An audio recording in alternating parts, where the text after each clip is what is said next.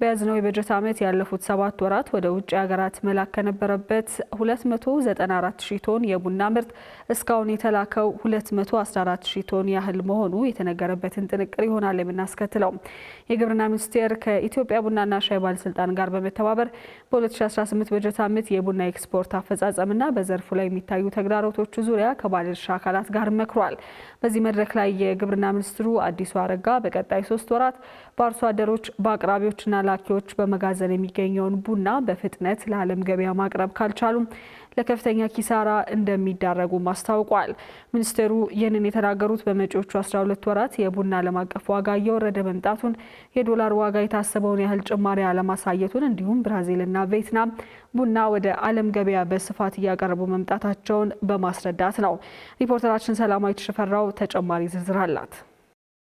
የግብርና ሚኒስቴር ከኢትዮጵያ ቡናና ሻይ ባለስልጣን ጋር በመተባበር በ2018 በጀት ዓመት የቡና ኤክስፖርት አፈጻጸምና በዘርፉ ላይ በሚታዩ ተግዳሮቶች ዙሪያ ከቡና አምራቾች አቅራቢዎችና ላኪዎች ጋር አስቸኳይ ስብሰባ አካሂዷል። በዚህ መድረክ ላይ የግብርና ሚኒስትሩ አዲሱ አረጋ በያዝነው የበጀት ዓመት ባለፉት 7 ወራት ወደ ውጭ ሀገራት መላክ ከነበረበት 294,000 ቶን የቡና ምርት እስካሁን የተላከው 214,000 ቶን ያህል መሆኑን ገልጸዋል።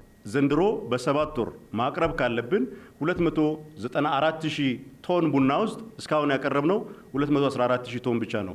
ኤክስፖርት ኮሞዲቲ የመንግስት መብት ነው ማወቅ ያለባችሁ ማለት ነው። ሀገር በዚህ ምክንያት በደላሎች ሌሎች ጉዳዩ በማይመለከታቸው አላስፈላጊ ትንቢትና 1000 ይገባል 1500 ይገባል ብሎ በሚናገሩ ሰዎች ምክንያት አገር ማግኘት የሚገባትን ጥቅም ማጣት ስለሌለባት ያ ብቻ ሳይሆን ደግሞ እሴት ሰንሰለቱ ውስጥ ያሉ ሰዎችም በከፋ ኪሳራ ውስጥ ወድቀው የቡና ማዘጋጃ ፋሲሊቲዎቻቸው ተጎድቶባቸው ጨረታ ወጥቶባቸው ኦር በሌላ አይነት አደጋ ውስጥ ወድቆ የእሴት ሰንሰለቱ እንዳይዛባብን እንዴት አድርገን ስሙዝ የሆነ ኤግዚት እናዘጋጃለን የሚለው ላይ መነጋገር ያስፈልጋል ማለት ነው። ይህ ወደ ውጭ የሚላከው የቡና ምርት እንዲቀንስ ምክንያት የሆነው ደግሞ አምራቾችና አቅራቢዎች የዓለም አቀፍ የቡና ዋጋ ይጨምራል ብለው በመጠበቃቸው እንደሆነ ተገልጿል። የኢትዮጵያ ቡናና ሻይ ባለስልጣን በበኩሉ እነዚህ አምራቾችና አቅራቢዎች የዓለም አቀፍ የቡና ዋጋ ከጊዜ ወደ ጊዜ እየቀነሰ መሆኑን ተገንዝበው በእጃቸው ላይ ያለውን ቡና ለገበያ እንዲያቀርቡ አሳስቧል። የባለስልጣኑ ዋና ዳይሬክተር አዱኛ ደበላ ከዚሁ የቡና ዋጋ በዓለም አቀፍ ደረጃ እየቀነሰ መምጣት ጋር በተያያዘ ይህንን ተናግረዋል።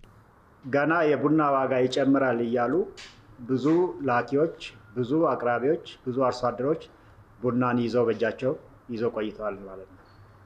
ይሄ ደግሞ ከጊዜ ወደ ጊዜ እየቀነሰ የመጣው የዓለም አቀፍ የቡና ዋጋ ይበልጡኑ ኪሳራ ውስጥ ስለሚከታቸው ይሄንን በመረዳት ላኪዎቻችን፣ አቅራቢዎቻችን፣ አርሶ አደሮቻችን በእጃቸው ላይ ያለውን ቡና በአስቸኳይ ወደ ማዕከላዊ ገበያና ኤክስፖርት ማድረግ ሲገባቸው ገና ገበያ ዋጋ ይጨምራል ብለው በእጃቸው ላይ ያዙ ብዙ ናቸውና በዚህ መረጃ ማስተላለፍ የምንፈልገው በሚቀጥሉት ለአንድ ዓመት የዓለም አቀፍ የቡና ዋጋ በዚህ ሁኔታ የሚቀጥል መሆኑን አውቀው በእጃቸው ላይ ያለውን ሌላ ከዚህ በላይ ኪሳራ ውስጥ ሳይገቡ በእጃቸው ላይ ያለውን ቡና በአግባቡ ሽጠው ማውጣት መቻል አለባቸው። አክለውም ባለፉት 2 ወራት የዓለም አቀፍ የቡና ዋጋ ወደ ግማሽ ኪሎ የሚጠጋ ቡና $4 ወደ $2.8 መውረዱን ገልጸዋል። ይህ ዋጋ በቀጣይ እስከ $2.5 ሊወርድ ስለሚችል ባለድርሻ አካላት ምርቱን አከማችተው ለከፍተኛ ኪሳራ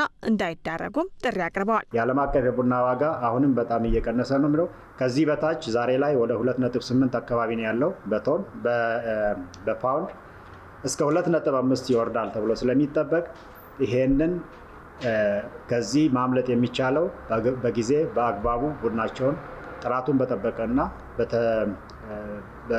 በተቀመጠላቸው በሚሰጣቸው ኮንትራት መሰረት ቡናቸው መሸጥ እንዳለባቸው መልእክት ለማስተላለፍ ፈልገን ነው። የግብርና ሚኒስቴር ባዘጋጀው የውይይት መድረክ ላይ የተገኙ የቡና አምራቾች አቅራቢዎችና ላኪዎች በበኩላቸው በቡና የውጭ ንግድ ላይ መሰል ችግሮች ሲከሰቱ በዘርፉ የተሰማሩ ባለሀብቶች ኪሳራ እንዳይገጥማቸውና ከገጠማቸውም በኋላ እንዲያገግሙ የቡና ፈንድ ሊኖር ይገባል ሲሉ ምክረ ሀሳብ አቅርበዋል። በዚህ ዓመት ያጋጠመን ግን ባለፈው ዓመት የነበረው ትርፍ ቅድም ከቤቱ እንደተነሳው ብዙዎችን አስክሯል።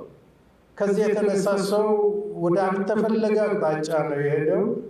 ከዚህ የተነሳ ከፍተኛ ችግር ነው አሁን እያጋጠመን ያለውና እኔ ዘላቂ መፍትሄ ብዬ የሚወስደው አንዱ ቅድም ዶክተር ሁሴን ያነሳው የኮፊ ፈንድ ቢኖር ጥሩ ነው ብዬ ነው የሚያስበው።